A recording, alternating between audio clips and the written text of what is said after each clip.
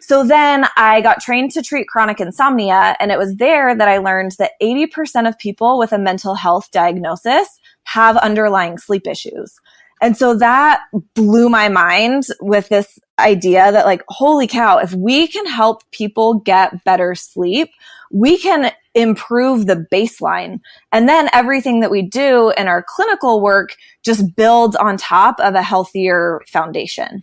You know, I'd had 3 babies at this point, and I had helped a lot of friends sleep train their babies, and I saw a lot of friends and clients, and I just realized I have a skill set and a voice that can actually help people get better sleep for themselves and for their babies. And I just felt this burning passion to make that message global, because I feel like we all just kind of undervalue sleep. Like, everybody brags about how tired they are. Oh, my baby was up like 10 times last night. Isn't this awful? So I really felt like I wanted to help.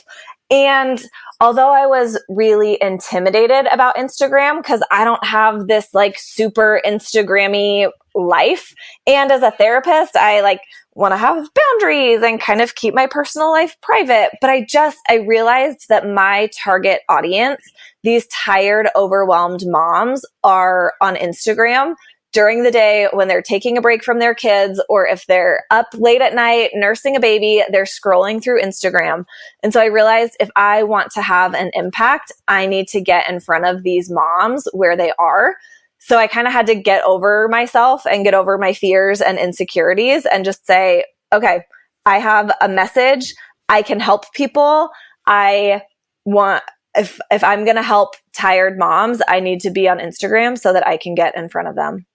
The thing about that has made me successful is that it really was passion first and then product later.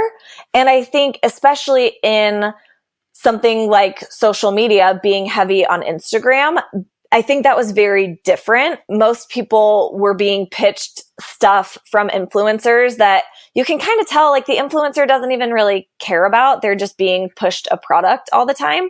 And so I think it was really helpful for me that I came out passion first and then really figured out what the need was and spoke, like you said, directly to a pain point that I knew people were struggling with.